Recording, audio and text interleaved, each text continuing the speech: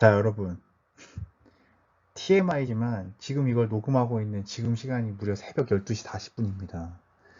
내가 얼마나 고생하면서 이 수업을 녹화하는지 알겠죠? 자, 그러니까 여러분도 저의 고생을 알고 있다면 열심히 수업을 들으셔야겠습니다. 자, 우리 저번 시간에 어디까지 했냐면요. 이 알렉산드로스의 원정에 대해서 확인을 해봤어요. 자, 여러분, 알렉산드로스가 생각보다 금방 망했죠. 그쵸? 금방 망하고 이제 나라는 다시 갈라졌지만 이 알렉산드로스의 통일 정책 중에 하나가 바로 그리스 문화를 전파하는 것이었죠. 그쵸? 자, 그 전파하는 과정에서 그리스 문화 플러스 현지 문화, 우리는 이제 동쪽에 있다 그래서 동방 문화라고 불렀죠. 그 문화가 합쳐져가지고 새로운 문화가 등장하게 되었다. 그리스를 문화를 중심으로 한 새로운 문화가 등장했다라고 말씀을 드렸는데요. 자, 여러분 그 문화를 뭐라고 불렀죠? 우리 헬레니즘 문화라고 불렀죠. 그쵸? 갑자기 글씨가 안 써지네. 헬레니즘 문화라고 불렀는데, 자, 이번 시간에는 그럼 우리는 이제 이 헬레니즘 문화에 대해서 조금 더 자세하게 살펴볼 건데, 자, 여러분, 헬레니즘 문화에 대해서 알려면 우리가 생각에 대해서 먼저 알아야 된다 그랬잖아요. 이미 정리했지만 그 부분 다시 한번 정리를 하면서 실제 문화에 대해서 확인해 보도록 할게요. 자, 여러분, 아까 말한 대로 이 그리스와 동쪽 지역의 문화가 합쳐진 걸 우리가 헬레니즘 문화라고 부른다. 왜 헬레니즘 문화였냐면 그리스 사람들이지, 그치? 헬레는 그리스 사람 말하는 거고 그리스 사람들이 확산시킨 문화라서 헬레니즘 문화라고 부른다라고 말씀을 드렸어요. 그리고 요 당시에 알렉산드로스가 만든 제국은 정말 너무나도 많은 나라들이 막 합쳐져서 들어가 있는 나라였죠. 그쵸? 자, 그러다 보니까 사람들이 자연스럽게 나와 다른 것에 대해서 저 사람 평생 안 만날 줄 알았는데 사실 알고 보니까 나랑 같은 나라 사람이고 또 만나보니까 그렇게 이상한 사람은 아니네 하는 생각을 사람들이 슬슬 가지게 되었다라고 정리를 했었어요. 자, 즉 다르게 생겨도 이 뭔가 완전 막 나랑 적대적이거나 싸워야 될 사람이 아니라 나랑 같은 나라 사람이구나 라는 생각을 하게 되며 다른 사람에 대한 차별의식이 줄어들게 됩니다. 자, 그러면서 세계 시민주의가 발전하였다라고 우리가 정리할 수 있겠고요. 하지만 그러면서 동시에 워낙에 너무 많은 영토를 가지게 되고 너무 많은 사람들을 거느리다 보니 이제 나 하나쯤 뭐 대충 살아도 크게 이 나라의 변화에는 영향이 없다 이렇게 생각하는 사람들도 늘어나게 됐습니다. 말씀드렸죠. 자, 폴리스 시대 같은 경우에는 공동체를 강조해서 올림피아 제정 같은 거를 열었었는데 자, 얘네들은 좀 상황이 달랐다, 그치? 개인주의가 크게 발전하면서 나만 잘 살면 된다 이런 생각을 슬슬 하게 되었다라는 거 하나 기억해 두도록 할게요. 자, 여러분, 알렉산드로스가 정복 사업을 막 하고 다니면서 전쟁을 하고 다니고 이후에는 뭐 반란으로 막 나라가 무너지고 막 이런 장면, 반란 때문에 또 전쟁이 또 여기저기 막 일어나는 모습 우리가 확인을 했잖아요. 그죠? 전쟁이 너무 많이 일어난 거야겠지? 그러니까 당시 사람들 같은 경우에는 이 전쟁이 워낙에 많다 보니까 여러분 알렉산드로스 친구 죽은 것도 우리 봤잖아요. 그죠? 이 죽음에 대한 두려움을 항상 생각하지 않을 수가 없었어요. 근데 여러분 사실 이 당시 사람들이 개인주의가 크게 발전했다 그랬잖아요. 그쵸? 그러니까 이 언제 죽을지 모르는 이 상황에 나 개인이 어떻게 하면 행복할 수 있을까 이런 거에 대한 고민을 하지 않을 수가 없었어요. 자, 그래서 요 당시 사람들의 꿈 중에 하나가 언제 죽을지 모르니까 죽기 전에 딱 한 번이라도 행복한 삶을 살고 싶다. 이런 꿈이 있었고요. 자, 그러다 보니까 개인의 행복한 삶에 대해서 고민하는 철학이 발달하게 됐습니다. 자, 이미 들은 친구들도 있겠지만은 우리 같이 한번 정리하고 가도록 하겠습니다. 알겠죠? 자, 그때 바로 사람들에게 제대로 된 행복이 무엇인지 안내해주는 철학자들이 막 등장하게 되는데요. 크게 두 개의 부류가 있습니다. 알겠죠? 두 개의 학파라고 부릅니다. 알겠죠? 학파. 공부하는 파벌이라서 우리가 학파라고 부르는데 이 두 개의 학파에 대해서 간단하게 정리하고 넘어가도록 하겠습니다. 철학자 제논이라고 하는 아저씨는요. 이 사람들 중에서 이런 돈을 많이 가지고 있으면 행복해질 수 있다 이렇게 생각한 사람들이 있죠. 그쵸? 여러분 그게 이상한 거 아니에요. 그죠? 그렇게 생각할 수 있어요.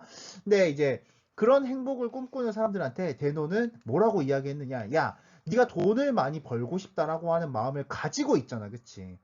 그런데 이런 마음을 가지고 있으니까 돈이 없으면 어때? 불행한 거예요. 돈이 있어야 우린 행복하니까 돈이 없으면 불행한 거예요. 그치? 그러니까 행복해지려면 어떻게 해야 돼? 돈을 갖고 싶다는 생각을 하지 말아야 된다. 이렇게 주장을 했습니다. 즉, 욕심을 없애야 된다라고 주장을 한 거죠. 하나 더 보죠. 전쟁에 나가니까 살아서 돌아가고 싶죠. 그쵸? 그러니까 제논이 생각하기에는 야, 살아서 돌아가고 싶다라는 마음을 가지고 있으니까 못 살아서 돌아갈 거를 생각하면 불행해지잖아요. 그죠? 그래서 야, 살고 싶다는 욕구가 있으니까 욕망이 있으니까 못 살게 되면 불행한 거야. 그지? 그러니까 아예 야, 살려고 막 하지 마. 아둥바둥 살려고 하지 마. 그런 생각을 안 하고 있으면 사실 죽을 위기에 처해도 크게 불행해질 일이 없잖아요. 그죠? 그래서 이때 당시 제논의 주장은 모든 욕구 같은 거를 그냥 다 없애버리자. 그걸 없애버리면 사람은 행복해질 수 있다. 이렇게 생각을 했어요. 자, 이런 주장을 한 학파를 우리가 스토아 학파라고 부릅니다. 그죠? 제논이라고 하는 아저씨가 제일 유명합니다. 또 다른 철학자, 이 에피크로스라고 하는 철학자는요, 이 물질적인 행복을 추구하는 사람들을 많이 만나게 됐어요. 여러분도 이런 생각 많이 하죠. 아, 배 터지게 먹어보고 싶다. 그래서 막 뷔페 이런 데 많이 가잖아요, 가끔씩. 뭐 무한리필 나오고 이런 데 우리 가끔씩 가잖아, 그지? 근데 봐봐. 여러분, 이 배 터지게 먹는 거는 사실 내 마음대로 할 수 있는 게 아니죠. 나한테 돈도 있어야 되고, 시간도 있어야 되고, 또 나한테 배 터지게 먹는 그 무한리필 해주는 식당도 있어야 되고, 너무나 필요한 게 많잖아요. 그죠? 근데 이거는 여러분, 내가 어떻게 할 수 있는 게 아니지. 돈 내가 많이 벌고 싶다 해서 많이 벌 수 있는 거 아니죠? 여러분, 시간 많이 내고 싶다고 해서 많이 낼 수 있는 거 아니지. 학원 가야 되면 가야 되잖아요. 그렇죠? 그리고 이 식당은 마찬가지로 내가 영업하지 않는 이상 내가 낼 수 있는 게 아니잖아요. 그렇죠? 이런 내 마음대로 할 수 없는 거를 네가 자꾸 갖고 싶다고 하니까 너 불행해지는 거야. 그러니까 네가 어떻게 할 수 있는 거. 사실 여러분 사람이 어떻게 할 수 있는 거는 나의 마음밖에 없어요. 마음으로 즐거움을 느껴라 라는 가르침을 주게 되는데요. 자, 이런 가르침을 준 학파를 이 철학자 에피쿠로스의 이름을 따서 우리가 에피쿠로스 학파라고 부르고 있습니다. 자, 여러분 요거 하나 기억해 두시고 그 다음에 하나 또 이 당시 사람들이 무엇을 그렇게 연구하고 살았느냐. 여러분 우리 기억나나요? 소크라테스의 제자 플라톤 하나 받고 그 다음에 또 하나 또 본 사람 누가 있었어? 기억나? 아리스토텔레스 있었지, 그치? 자, 여러분, 아리스토텔레스쯤 와서 세상 모든 거에 대해서 관심을 가지기 시작했다라는 이야기를 했어요. 기억하고 있나 모르겠네. 자, 여러분, 그래서 이제 인간만 연구한 게 아니라 세상 모든 것, 특히 자연에 대해서 연구를 많이 하게 되었다라는 이야기를 했었는데요. 자, 점점 자연과학이 이 시기 때부터 발달하게 되는데, 특히 이 헬레니즘 연구를 하기 시작하면서 자연과학이 더 많이 발달하게 됐습니다. 왜? 여러분, 가뜩이나 자연과학에 대한 관심이 생겼는데 정말 많은 사람이 하나의 나라에 있다 보니까 사실은 나 이거 알고 있었어, 나 저거 알고 있었어, 이런 이야기를 나누기 시작하면서 자연과학이 본격적으로 많이 발전할 수 있게 된 거죠. 우리가 알고 있는 유레카라는 말을 막 했던 사람 여러분 기억해? 아르키메데스죠. 그렇죠? 아르키메데스가 이 금에 이제 순금이 섞여 있나 안 섞여 있나 이거를 왕이 명령을 내렸잖아, 그렇지? 어떻게 할까 고민을 하다가 목욕탕에 들어가가지고 이 부력, 부피에 따라서 넘치는 물이 다르다라는 거를 알아내가지고 순금의 무게와 이 왕관의 무게를 비교해서 왕관에 은이 섞여 있었다는 사실을 알게 됐죠, 그렇죠? 여러분 너무 많이 아는 사실이라서 제가 자세하게 설명 안 드리고 넘어갈게요. 자, 그 다음에 또 이 당시에 연구했던 것 중에 지금 여러분한테도 정말 많은 영향을 끼치는 게 바로 선, 그리고 점, 그리고 면, 그다음에 뭐 여기 넓이, 뭐 이런 거 재는 바로 기하학이라고 부르는 거 있죠. 기하학. 너무 어려운 말이지만 나중에 수학 공부 열심히 하면 더 알게 될 거예요. 유클리드가 기하학을 연구하게 되는데요. 우리 교과서에서 또 표현은 여러분 그 유클리드가 영어식 표현이거든요. 에우클레이데스라는 표현을 쓰고 있습니다. 여러분 자막에는 에우클레이데스라고 나와 있죠. 그거 잘 확인해 두시고 유클리드, 에우클레이데스는 같은 사람입니다. 알겠죠? 자, 여러분 이렇게 자연과학에 대한 연구를 하는 게 아니라 인간에 대한 연구도 점점 발전하기 시작했습니다. 특히 여러분 이 아름다움을 뭔가 수학적으로 연구하기 시작하는 거예요. 뭐 예를 들어 인간이라고 하면은 눈과 눈 사이가 뭐 얼마나 멀어야 되고 그 다음에 머리와 눈과 코의 위치가 어떤 비율이 있어야 되고 막 이런 거를 굉장히 체계적으로 연구하기 시작했던 것 같아요. 사실 여러분 이 부분은 정확하게 진짜 이만큼 연구를 했는지 안 했는지 확실하게 정해진 게 없지만 어쨌든 사람들은 뭔가 이 비율이 얼마나 중요한지에 대해 생각을 많이 했다라고 우리가 추측을 하고 있어요. 자, 그래서 요 당시에 예술품을 보면은 비율이 되게 아름다운 그런 조각품들이 많이 만들어졌대요. 자, 대표적인 게 바로 동상인데요. 여러분 요거는 비너스 알죠? 우리 아프로디테지, 그치? 미의 여신. 아프로디테를 이제 동상으로 만든 건데 요 당시에 요게 없어져 있다가 그 이탈리아 근처에 밀로라고 하는 섬에서 발견돼 가지고 밀로의 비너스 상이라고 부릅니다. 알겠죠? 여러분 사실 밀로의 비너스는 이렇게 지금 팔이 이렇게 빠개져 있는데 발견됐을 때부터 팔이 빠개져 있었어요. 이 밀로의 비너스는 팔이 없어가지고 팔은 원래 무슨 모양이었을까? 요거를 많이 고민하는 연구가 지금 많이 진행되고 있는데요. 예상되는 것 중에 하나가 이렇게 생기지 않았을까 하는 거예요. 여러분 이게 뭐야? 우리 이미 배웠던 거지. 이게 뭔데요? 골든 애플 황금사과죠? 여러분 아프로디테의 상징 아닙니까? 그렇죠? 이런 모양을 하고 있지 않았을까라고 생각하는 사람들도 있다는데 정확한 건 정해진 게 없어요. 여러분이 나중에 한번 연구해서 보세요. 그다음에 여러분 또 인간에 대한 연구를 많이 하다 보니까 여러분 이 당시에 또 인간을 아름답게 또 현실적으로 표현하는 방법을 많이 배우게 됐어요. 여러분 왜 자연과학에 대해서 연구하다 보면은 아무래도 현실에 없는 거에 대해서는 관심을 안 주게 되는데 이 당시에 또 현실적인 거에서 많이 연구하다 보니까 인간의 괴로움을 이렇게 되게 극단적으로 표현한 겁니다. 여기 이게 라오콘이라고 하는 사람이 뱀에 물리는 장면이거든요. 이 라오콘상 같은 경우에도 이 굉장히 아름다운 이 조각품으로 많이 유명합니다. 이거 하나 기억해두고 우리 학습지 정리를 하고 다음 나라로 이제 넘어갈게요. 자, 보겠습니다. 자, 여러분, 예, 여기까지 이미 저번 시간에 우리가 빈칸에 채운 친구들이 많아요. 그래서 요거는 제가 보여드리고 요 다음 내용부터 우리 빈칸 채울게요. 자, 여러분, 개인의 욕심을 없애야 행복해진다는 거야. 알겠지? 여러분, 둘 다 개인의 행복을 위한 철학이에요. 왜? 개인주의가 발달했으니까 개인의 행복을 연구하는 철학이 발달한 거죠. 자, 개인의 욕심을 없애자고 주장한 스토아파. 그 다음에 정신적인 즐거움을 추구하자고 주장한 에피쿠로스파가 이때 유행했다라는 거 하나 알아두시고요. 자, 자연과학으로는 아르키메데스 부력의 원리 발견했죠, 그렇죠? 그 다음에 에우클레이데스는 기하학을 연구했다. 그 다음에 미술에서는 사실적이고 생동감이 넘치는 밀로이 비너스 아까 보여드렸죠? 라오콘상 같은 게 유명하다. 이런 거는 그냥 이름만 알고 가셔도 될 것 같은데 나중에 이제 여러분 여행을 다니다 보면 한 번쯤 볼 수 있으니까 그때 요때 배웠었는데 하고 기억해 두면 내가 기분이 좋겠네, 그치? 자, 계속 갈게요, 우리. 자, 요번에 이제 새롭게 볼 나라는 알렉산드로스 사망 이후에 이제 주인이 없는 빈 유럽을 주도하게 되었었던 바로 로마에 대해서 우리가 보도록 하겠습니다. 이제 로마는 유럽 중간에 있는 여기 이탈리아, 여기 깜빵 있는 요 나라, 장화같이 생긴 나라가 이탈리아거든요. 이탈리아의 수도입니다. 이탈리아의 수도가 바로 로마인데요.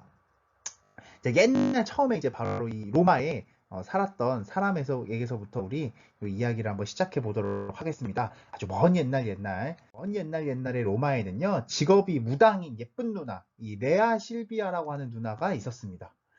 자, 이 레아 실비아 무당인데 여러분 여기서 얘기하는 무당은 단순히 막 구슬하는 그런 무당이 아니라 신과 대화할 수 있는 능력을 가진 사람을 말하는 겁니다. 그래서 사실 지금 무당들도 신과 대화하잖아요. 그렇죠? 이 당시에 무당들 역시 신과 대화할 수 있었어요. 이 당시에 로마의 신은 그리스 신과도 같습니다. 우리 그래서 그리스 로마 신화라고 부르잖아요. 그렇죠? 이 예쁜 사람한테 전쟁의 신인 마르스가 관심을 가지게 된 거였어요. 그래가지고 여러분 이 그리스 로마 신화의 특징이죠. 인간과 신이 함께 막 어우러져 노는 거지, 그치? 마르스가 이제 레아 실비한테 반해가지고 둘이 사랑을 하게 됐습니다. 그리고 사랑을 하니까 이제 아기를 낳았겠죠, 그쵸?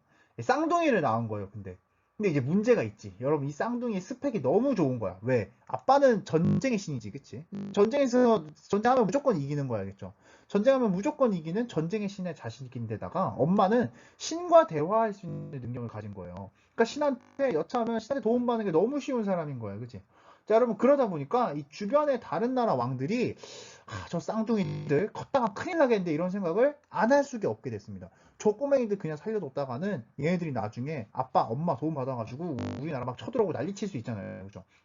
자, 그게 무서워진 다른 나라 왕들이 자, 이 쌍둥이를 탈취를 해가지고 이 바구니에 넣어서 이 강에다가 흘려 보내게 됐습니다. 이 너무 싸가지 없는 놈들이죠, 그렇죠? 흘러가던 애들을 이제 늑대가 발견을 해가지고 이 인간보다 못한 늑대보다 못한 인간들을 막 욕하면서 늑대가 데리고 가가지고 이 아기들을 키워준 거야. 여러분 그렇게 쌍둥이들은 늑대 엄마의 사랑을 받고 쑥쑥 컸습니다. 로마에 가면 늑대가 쌍둥이 키우는 동상이 있습니다. 그게 이제 로마의 상징이기 때문에 그래요. 이 쑥쑥 커가지고 이제 이 쌍둥이들은 잘 자라가지고 이 자기들을 잡아서 강에다가 버린 이 나쁜 옆나라 왕한테 복수를 하게 됐습니다. 이 모가지를 다 날려버리고 자, 그렇게 복수를 성공을 했는데 이제 문제는 이제 이 우리한테 나쁘게 굴었던 이 왕이 사라지고 나니까 이 건방지게도 동생 레무스가 그러면 내가 이제 왕이 없으니까 내가 왕 돼야겠네 이런 소리를 하고 있더란 말이야. 형이 빡친 거죠, 그쵸? 그래서 야 건방진 동생은 형이 좀 가르쳐야 되겠다라고 해서 형이 동생을 죽여버렸어요. 형이 동생을 이제 죽여버리고 자기가 왕이 된 거죠, 그쵸? 그래서 이 로물루스의 롬에서 따와가지고 이제 로마라고 하는 나라를 만들게 됐습니다. 그렇게 로마가 만들어졌다는 게 로마의 건국 신화입니다. 알겠죠? 여러분, 신화. 고지고대로 다 믿으면 안 돼, 알겠지? 어디서 역사 공부 많이 했다면서 이걸로 자랑하면 안 돼요. 즉, 여러분, 로물루스가 왕이 됐으니까요. 로마는 원래 왕이 있는 왕국이었습니다. 왕국. 요거 잘 보고 가야 돼요. 왕국. 자, 그런데 여러분, 이 로마의 변하게 생긴 거는 이 왕국의 왕자놈이 이 개막장이었기 때문이었습니다. 여러분 우리 이제 슬슬 이제 레파토리 기억해야죠. 왕자가 막장이다. 왕이 막장이다 하면 왜 막장인지 이제 우리 알지, 그치? 사실 왕자가 이미 결혼을 한 상태였어요. 대충 여러분 이제 얘기 어떻게 흘러갈지 알겠죠, 그쵸? 근데 이때 동네에 왕자의 부인보다 더 예쁜 사람이랑 결혼을 한 남자가 있다는 얘기를 얘가 듣게 된 거야. 이 왕자가 개빡친 거죠, 그쵸? 내가 왕자인데 나보다 어떻게 더 예쁜 여자랑 결혼한 남자가 있을 수가 있지? 이 얘기를 듣고서 이제 왕자가 화가 나가지고 그 여자를 만나기로 했습니다. 자, 그 여자를 만나기로 했는데 실제로 보니까 너무 예쁜 거야. 뭐 어떻게 이런 예쁜 누나가 있을 수 있지? 이것 때문에 더 화가 난 거예요, 그죠? 더 화가 난 거지, 그치? 그래가지고 결국 여인을 강제로 끌고 와가지고 자기 애인으로 만들어 버렸습니다. 얘 유부녀잖아, 그치? 얘 유부녀고 얘도 유부남인데 이미 결혼했다는 얘기죠, 그쵸? 여부녀고 유부남인데 얘는 지 부인이 돼서 서로 이렇게 데리고 나온 거지, 그치? 그 난리가 난 거죠, 그쵸, 여러분? 이 사건이 로마에 쫙 퍼졌습니다. 완전 이제 핫하게 완전 로마에 쫙 퍼진 거지, 그치? 예, 그래가지고 당시 사람들의 분노가 너무 커진 거야. 어떻게 왕자가 나라에 도움도 안 되고 사람 뭐 남의 부인이나 뺏어가고 이런 쓰레기 짓을 할 수 있냐 이러면서 이제 결국 왕자가 쫓겨나게 됐습니다. 왕자는 결국 쫓겨나게 되고 이 로마는 왕이 없는 나라가 됐어요. 그러니까 원래 여러분 왕이 있었어요. 왕이 없는 나라가 된 거야, 그치? 여러분 왕이 없는 나라를 뭐라고 부르는지 혹시 알고 있니? 자, 우리 정리해 볼게요. 자, 여러분, 이 왕이 하고 싶은 대로 하는 정치를 우리가 왕정이라고 부릅니다. 왕 중심 정치를 줄여서 왕정이라고 불러요. 근데 여러분, 왕을 쫓아내가지고 왕이 없으면 이제 사람들끼리만 정치를 하면은 우리가 그런 정치를 공화정치라고 부릅니다. 알겠죠? 그러니까 여러분, 세상에 왕이 없는 나라들은 죄다 공화정치 국가예요. 알겠죠? 그러니까 왕이 없는 나라들은 다 공화국이라고 부릅니다. 우리 몇 개 사례를 들어볼게요. 여러분, 1학년 때 좀 배웠을 텐데 잘 기억하고 있나 확인해 보도록 하겠습니다. 자, 여러분, 대한민국 같은 경우에는 왕이 있어요, 없어요? 제가 녹방이지만 잠깐 시간을 드리겠습니다. 대한민국은 왕이 있다, 없다? 왕이 없죠, 그쵸? 우리나라 왕 없잖아, 그지? 그러니까 우리나라는 왕국이야, 공화국이야? 우리나라는 공화국입니다. 여러분 좀 잘 안 보이나? 공화국이에요, 알겠죠? 자, 여러분, 미국은 어때요? 미국은 왕이 있어, 없어? 미국은 왕? 없어요, 그쵸? 미국 왕 없으니까 미국은 뭐야? 미국 공화국이야, 그쵸? 자, 여러분, 하나 더 갈게요. 영국은 왕이 있어, 없어? 여러분 요 정도는 상식이니까 알아야 알겠지? 영국 왕 있어요, 그죠? 영국 왕 엘리자베스 2세 있죠? 얼마 전에 영국 왕의 그 남편이 죽었어요. 남편이 죽어가지고 한참 뉴스에 나왔는데 영국은 왕이 있어요. 그러니까 영국은 왕국이 아니라 공화국이 아니라 왕국인 거 알겠지? 무슨 말인지 언더스탠드 되겠죠, 그쵸? 요거 잘 정리해 두세요, 알겠죠? 자, 어쨌든 여러분 있잖아요. 그런데 이제 로마도 공화국인 거죠, 그치? 로마도 공화국인 건 맞는데 이 로마의 공화정에 참여할 수 있는 사람은 사실 그 페리클레스 이전의 그리스랑 비슷했어요. 페리클레스 이전의 그리스는 돈 있는 사람들끼리만 정치했었잖아요, 그렇죠? 정말 돈 없으면 일이나 해 이래가지고 이제 페리클레스 그럼 안 되지 생각이 들어가지고 수당을 줬잖아요, 그죠? 그 당시에 로마도 마찬가지여가지고요. 왕을 죽일 수 있는 사람들급 돼야 정치에 참여할 수 있었습니다, 그렇죠? 그래서 또 사실 당연한 거죠. 일반 사람들이 뭐 정치 잘 모르고 자기 일해야 되고 바쁘고 이때도 마찬가지였잖아, 그렇지? 수당 안 주면 사실 힘든 일이에요. 사실 원래 정치가 귀족들만의 공화 정치였어. 귀족들 중에는 왕이 없었던 거야. 같이 모여서 일하는 거야, 알겠지? 자, 그래서 어떤 식으로 정치를 했는지 우리 잠깐 볼게요. 자, 여러분, 왕이 없다 하더라도 이 귀족이 매일매일 모일 수는 없잖아요. 자기들도 나름 일이 있으니까, 그렇지? 그러니까 자기들 이제 대신에 일을 해줄 수 있는 대표를 뽑아야 되겠다라는 생각을 하게 됐습니다. 우리도 바쁘니까요, 그렇죠? 근데 여러분, 이 대표가 또 다른 왕이 되면 안 되죠. 그러니까 대표는 한 명이면 안 돼. 한 명이면 왕이잖아, 그렇지? 그래서 또 다른 왕이 등장하는 걸 막기 위해서 대표를 두 명을 뽑았습니다, 알죠? 이 귀족 중에 좀 잘 나간 애들 두 명을 뽑아가지고 얘네들을 이제 대표자인 집정관으로 세웠습니다, 알죠? 집정관. 자, 그리고 남은 귀족들은 이제 귀족들의 모임, 원로원이라고 하는 모임을 만들어가지고 여러분 이제 원로가 뭐예요? 지금 사회에서 대단한 나이 많은 어르신들이죠, 그렇죠? 어르신들의 모임이라는 뜻의 이제 원로, 물론 어르신들의 모임이라고 해서 무조건 다 어르신들만 있는 건 아니에요, 알겠죠? 이름이 그랬던 거지, 알겠지? 원로원이라고 하는 기관을 만들어가지고 집정관을 감시하면서 얘네들이 설마 왕이 되려고 하진 않나? 감시를 하면서 로마를 이끌어 갔다. 이런 거 하나 알아두고 가도록 하겠습니다. 이런 식으로 로마 공화정이 운영이 됐어요. 자, 여러분, 이랬던 로마의 정치에 변화가 온 거는 바로 전쟁 문제였습니다. 왜 전쟁이 문제가 됐는지 잠깐 확인해 볼게요. 자, 여러분, 예전에 알렉산드로스 때도 뭔가 전쟁 때문에 좀 바뀌는 거 봤지, 그치? 자, 이번에는 왜 전쟁이 문제였느냐? 이전까지 로마의 군인들은요, 요런 애들이었습니다. 알겠죠? 이런 사람들을 이제 군인이라고 불렀어요. 그러니까 군인 하나 되려면 말도 있어야 되고, 말이 끌어다니는 마차도 있어야 되고, 여러분, 이거 어마어마하게 비싸요. 그렇죠?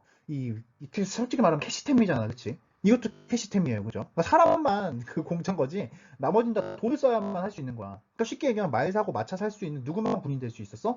귀족들만 군인이 될 수가 있었어요. 그러니까 귀족들이 그렇게 떵떵거릴 수 있는 거야. 너네는 나라를 위해서 전쟁도 못하는 새끼들이 무슨 정치를 하려고 해? 이런 얘기를 귀족들이 할 수 있었다는 거지. 그런데 여러분, 공화정이 발전하기 시작하면서 새로운 전술이 등장하기 시작합니다. 자, 바로 요런 전술이었습니다. 요거는 로마만 한 게 아니라 요 당시에 여러분, 이미 알렉산드로스 같은 경우에도 군대 숫자가 되게 많다 그랬죠, 그죠? 되게 많게 만든 이유가 뭐야? 이런 식으로 속수로 밀어붙이려고 한 거야, 알겠지? 자, 이런 식이에요. 그러니까 그냥 사람들이 막 그냥 사각형으로 막 그냥 쌓여가지고 창가 들고 막 소리 지르고 막 찌르고 다니는 그런 식으로 이제 그 군대를 꾸렸단 말이죠, 그렇죠? 이런 전술을 우리가 뭐라 부르는, 이런 전술은 사실 말 그대로 이제 물량으로 그냥 밀어붙이는 전술이에요. 말도 없고 마차 같은 캐시템도 필요 없어요. 이 머릿수만 많이 있으면 됩니다. 그러니까 이 당시에 평민들도 점점 무장을 해가지고 이 군대에 참여를 해야 됐어요. 자, 이 당시에 평민들이 무거운 장비를 끌고 다니는 이 병사가 돼가지고 군대에 참여하게 됐습니다. 그러니까 이전처럼 마차를 끌고 다니는 사람들만 군대에 나가는 게 아닌 거죠, 그렇죠? 이 평민들이 군대에 참여하는 중장 보병이 전술이 유행하면서 평민들도 이제 군대에 나가게 된 거야. 그러니까 이제 평민들이 당연히 불만이 생기겠죠. 무슨 불만이 생겨? 자, 왕이 자기가 시키는 대로 하자는 거에 반발했던 귀족들이 있었던 것처럼 평민들도, 야, 우리도 이제 군대 가는데, 우리도 군대 가잖아, 그치? 군대 가잖아, 그치? 군대 가니까 니네만 사람이야? 우리도 사람이야, 이제. 그러니까 우리도 정치를 참여할 수 있는 권리를 내놔라는 요구를 하기 시작한 거죠. 그래서 귀족들이 지금까지 원로원과 집정관을 만들었고 지맘대로 정치해 왔잖아, 그치? 평민들도 이제, 야, 우리도 안 돼. 우리도 모여야 돼. 라고 하며 평민들의 모임인 평민회를 만들었습니다. 그리고 집정관에 대적할 수 있을 평민들의 대표를 뽑게 했어요. 평민들의 대표를 뽑아서 뭐라고 불렀느냐? 바로 호민관이라고 불렀습니다. 알겠죠? 자, 이렇게 호민관이라고 부르면서 귀족이 마음대로 막 지 마음대로 정치를 할 때마다 호민관들이 야, 그건 안 돼! 하고 이제 반발을 하게 된 거예요. 우리 말을 안 들어주면 전쟁에 안 나갈 거야.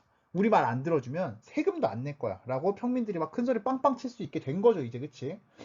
자, 전쟁에서 패배하는 것보다는 평민들이 얘기하는 거 좀 들어주는 게 낫잖아요. 그렇죠? 그래서 점점 로마의 평민권은 성장하게 되었다. 이제 평민들도 정치에 참여할 수 있으니까 정말 우리가 알고 있는 이런 지금 우리와도 정치가 비슷하게 흘러가는 거 우리가 확인할 수 있겠죠? 자, 우리 여기까지 학습지 정리하고 어느서 마무리할까요?